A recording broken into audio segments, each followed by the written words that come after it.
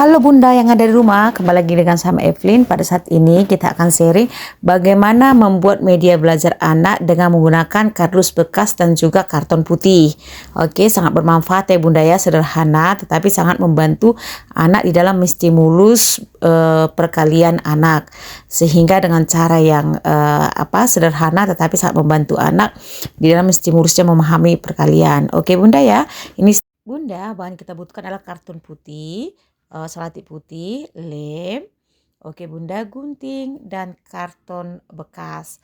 Pertama Bunda, kita gunting kertas kardusnya sesuai dengan kebutuhan. Kebetulan saya di sini menggunakan ukuran yang agak besar ya, agak mempermudah anak di dalam memahami perkalian. Oke, karena kita di sini mau membuat si anak itu paham akan tabel perkalian. Nah, ini ya Bunda ya. Oke, tabel perkalian kita akan membuat dari kertas kardus. Oke Bunda. Oke, ini dia. Kemudian kita akan menempelkan karton putih itu di kertas kardusnya ya, di kardus bekasnya. Karena ini akan membuat tabel itu semakin rapi dan semakin menarik untuk anak mengerjakan stimulus. Oke, di Bunda, di mana di sini saya sebagai ibu menggunakan metode ini karena di sini sebagai ibu saya tidak mendorong anak untuk menghafal, tetapi mengarahkan anak saya pada penalaran dan pemecahan masalah. Jadi di sini saya akan membuat tabel perkalian sehingga anak akan melatih penalarannya di dalam memecahkan masalah perkalian. Oke Bunda. Karena kita ketahui bahwasanya media ini sangat membantu anak di dalam memahami perkalian. Oke Bunda ya, ini dia kertas kartun putihnya, kita lapisi sesuai dengan ukuran kardusnya. Oke ya Bunda ya, ini harga yang saya gunakan untuk membeli kertas karton itu 2.500 ya Bunda ya. Oke, selanjutnya kita lem. Oke ya Bunda ya. Oke, kertas kartonnya kita lem ke kardusnya karena yang kita pakai untuk membuat medianya itu adalah karton putih, di mana ini akan sangat efektif di dalam menstimulus anak memahami perkalian. Bunda, di mana kita ketahui ketika kita mengajak atau melatih anak dengan menghafal, ini akan sangat kurang efektif karena menghafal akan menimbulkan short memory atau memori yang pendek. Tetapi ketika kita menggunakan media Bunda, ini akan memancing anak untuk memahami itu semakin jelas penalarannya, semakin dipahami dan dimengerti si anak akan semakin sangat mudah untuk dia memahami perkalian. Oke ini ya Bunda ya. Oke, ini hasilnya. Kemudian Bunda, kita ukur sesuai dengan kebutuhan. Karena saya menggunakan ukuran kertas yang besar, maka saya akan menggunakan perkaliannya itu 10 perkalian 1 sampai 10 dan juga 1 sampai 10 juga. Oke ya. Oke, horizontal dan vertikalnya itu 10 kolom ya Bunda ya. Karena kita mau melatih perkalian anak dari 1 sampai 10 melalui tabel yang kita buat.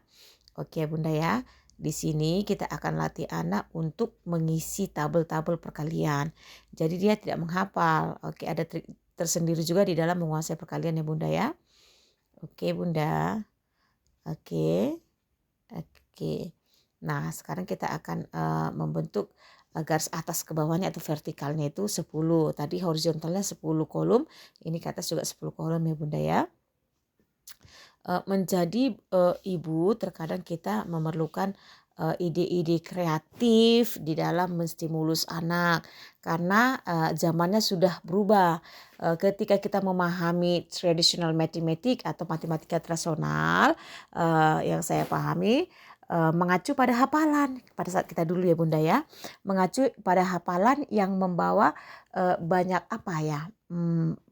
banyak prosedur lah, pemahaman tanpa kita memahami.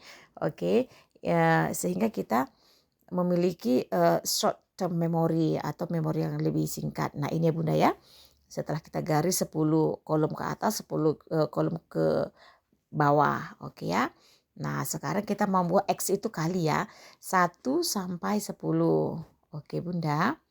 Oke, kemudian ke bawahnya perkalian 1 sampai 10 juga. Oke ya. Oke, Bun. Nanti kan 1 dikali 1 sama dengan 2. Itu hasil kolomnya ya, Bunda ya. Ini di sini kita akan membuat cara sederhana membuat media pembelajaran anak. Oke ya. Nah, setelah itu Bunda kita lapisi dengan solatif putih. Di mana fungsi daripada solatif putih ini Bunda? Kita akan sangat mudah untuk menghapus dan menulis kembali perkalian. Kita bisa menghapus setelah dia selesai menulis di perkalian 1, 2 sampai 10 kita bisa hapus, atau kita bisa menyuruhnya lagi hanya di perkalian 1, 2 atau 3. Itu terserah kita Bunda ya. Inilah fungsi solatif putih di mana dia hanya untuk ibaratnya seperti papan tulis. Jadi solatif putih ini menggantikan fungsi papan tulis ya Bunda ya. Oke, bisa dihapus, bisa ditulis kembali. Ini fungsi solatif putih. Oke, di mana kita harus Bunda terkadang menjadi ibu itu menjadi yang aktif kan gitu. Karena setelah saya pelajari selama bertahun-tahun, oke, di sini saya ingin menekankan pada anak saya itu untuk menumbuhkan penalaran dan pemahaman yang lebih tinggi daripada hafalan. Saya tidak sarankan kita di dalam stimulus itu mulai penghafalan karena dia nggak mengerti apa yang dihafal, tetapi ketika dia paham, si anak ini akan sangat jago nantinya di dalam menguasai perkalian tanpa harus mengingat, tapi dia telah mengerti perkalian itu penambahan yang berulang-ulang karena dia terus dilatih sehingga perkalian itu ibarat sesuatu yang biasa, penjumlahan yang sangat gampang bagi dia karena dia itu memahami, tidak menghafal. Oke ya Bunda, ini dia. Oke, kita eratkan dengan solatif. Oke Bunda. Oke, ini dia. Sangat gampang ya. Kemudian ini fungsi nanti kita bisa hapus, kita bisa tulis kembali fungsi untuk solatif tadi ya Bunda ya. Oke Bun. Oke, ini berdasarkan pengalaman yang saya lakukan terhadap anak saya. Jadi anak-anak saya itu belajar itu selalu memakai media, tidak pernah tidak memakai media. Semoga bermanfaat ya Bunda.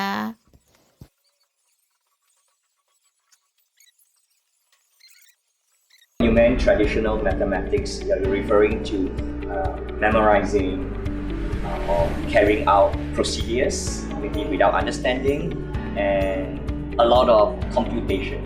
So Singapore math, as the world calls it, does not encourage memorization, but instead encourages reasoning and problem solving.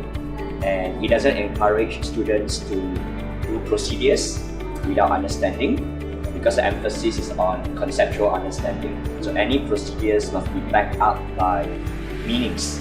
And it doesn't emphasize too much on computation because the emphasis is on mathematical problem solving and mathematical modeling. So I think those are the three main differences between what you call traditional mathematics and what some people call Singapore mathematics.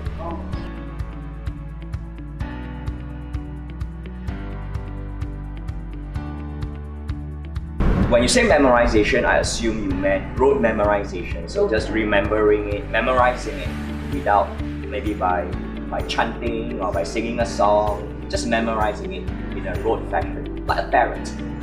It is not helpful in mathematics learning because mathematics is about making connections. So when you memorize, you are not making connection. Memorization is a low-level process. The brain doesn't grow very much when one memorizes. So that's not very helpful. Instead, there should be reasoning. Reasoning is the thing that makes us remember. We are not saying that it is not necessary to remember. Of course, students have to remember.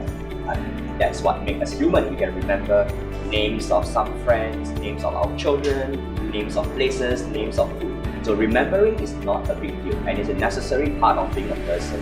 So many parents worry about children not being able to remember their times table. So how students remember 8 times 8, 8 groups of 8 is by reasoning. They reason, if I know 2 groups of 8 is 16, I can double it to get 4 groups of 8, 32, and I double that to get 8 groups of 8, 64. So via a lot of opportunities to reason, the brain become a more powerful one, and from there they are able to remember. So memorization is not a good way to learn mathematics, because people who learn through memorization do not make connections, and actually their brain doesn't develop very much via memorization.